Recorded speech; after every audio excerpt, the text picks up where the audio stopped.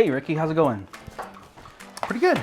Do you mind if I eat lunch here with you? Yeah, absolutely. Go for it. Thanks. What are you having today? 2 all-beef patties, special sauce, lettuce, cheese, pickles, onions on a sesame seed bun. Hey, that sounds really good. I'm having a cheeseburger too. Why are you copying me? Ricky, these are not the same. And we're back. We're here to share with you some really cool, exciting stuff.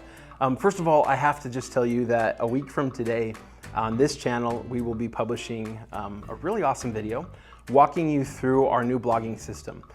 The purpose of this system is to be kind of a lifelong, holistic approach to blogging.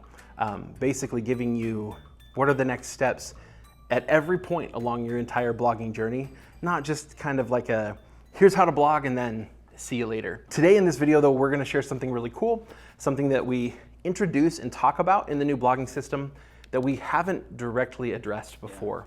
Especially here on this channel. Okay, so we called it the keyword research method or a keyword research method. It's search analysis. Keyword research, that's such an outdated term that we use, a lot of people use it in the industry. But search analysis, we're looking for topics. Exactly. We're looking not for keywords. The search engines don't really rely on keywords anymore. It's all about topics and search queries. And so we're identifying search queries. And in this method, we're actually going to show you a way that we do sometimes use keyword research tools. And so we're not going to focus as much as like tutorial wise on exactly how to do it, but we are going to focus on the really important how-to of how we use the information we get from these tools to craft really good content. So to start out, we're going to use a tool like Ahrefs or SEMrush, and we're going to use these tools to identify who the big players in our niche are. Yeah. You probably already kind of know. If you've been doing search analysis and you've been doing research in your niche, you know who the most authoritative websites probably are. So if you know that, or if you're going to use a tool to help find that, you're just going to inspect their domain and you're going to determine which are the highest traffic pages on their website. Now, the tool is going to give you numbers. They're going to tell you traffic numbers for those articles. The numbers are wrong. Do this on your own websites and compare it to your Google Analytics. They're wrong. But what we have found is they tend to at least be in pretty close to the right order. So if we look at the top 10 or 20 articles on a really successful website, we're going to identify 10 to 20 topics that have real search volume. And that's the starting point for this method that we're going to talk about today. Now you have to be careful, and I think a lot of you who are watching this, I would assume you don't do this or wouldn't do this, but there will be the temptation there to just completely copy or parrot the articles that you find that are the top. You shouldn't do this. Everyone else does it, but though. A lot of people do this, and not only is it wrong, but you're missing out on such an incredible opportunity. Seeing that a blog post did really well is kind of like being in the automotive industry and being like, dang, people really like Teslas.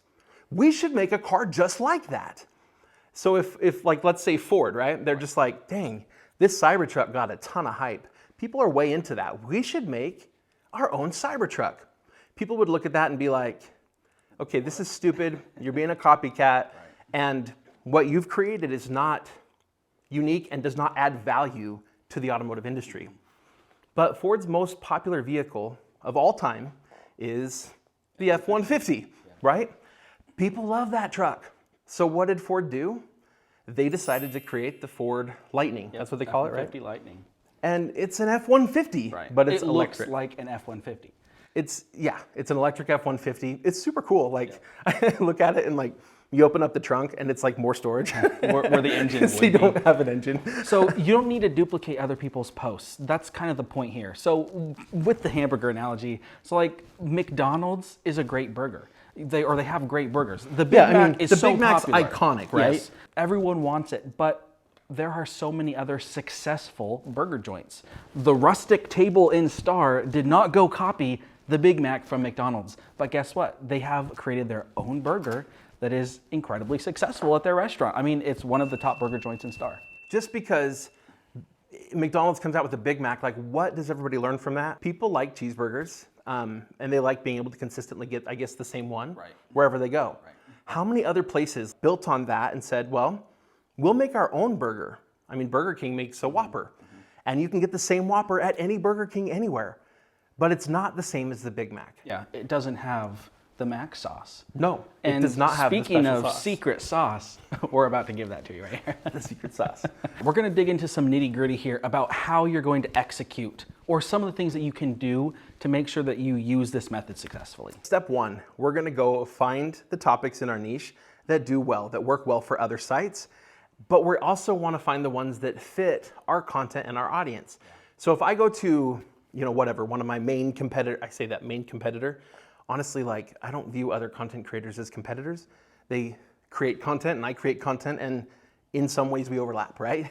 But if you look at some of the biggest sites in your industry, I find which topics did really well for them, but I'm only gonna pick the ones from that list that would fit what I'm doing on my website.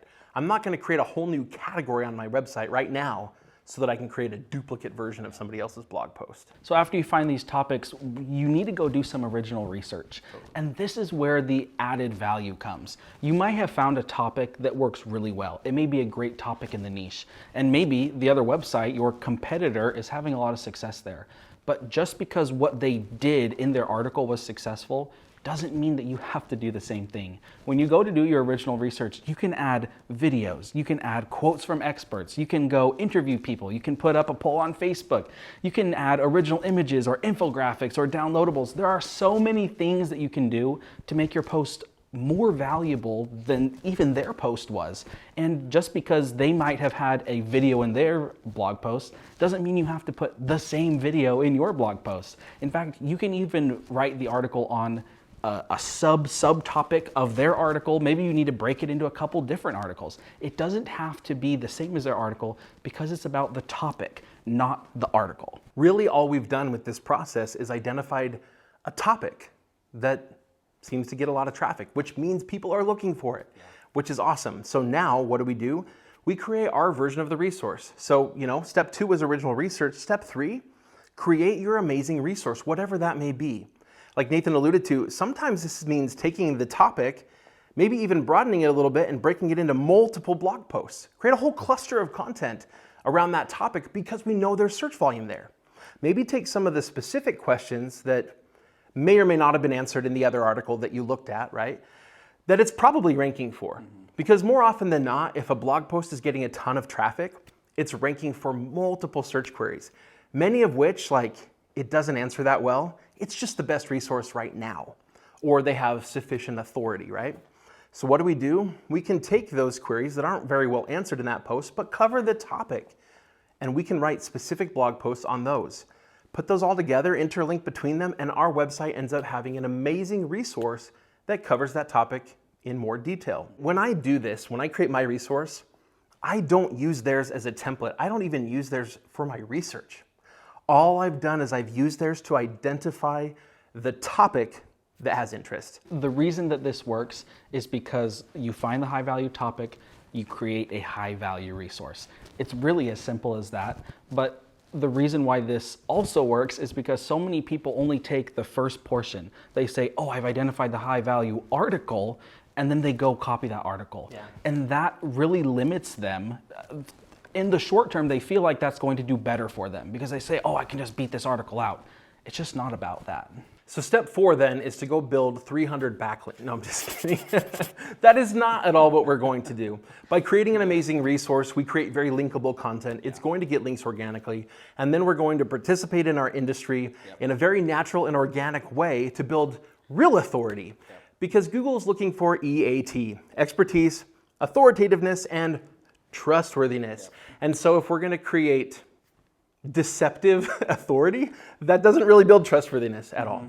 So again, like Nathan alluded to, but this works because good content works. It's as simple as that.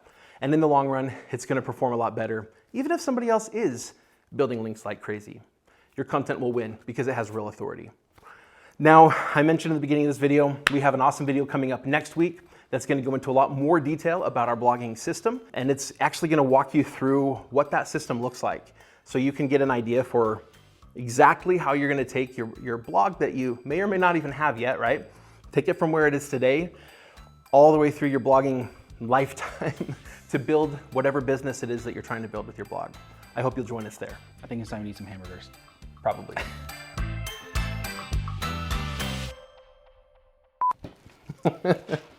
That does look so much better.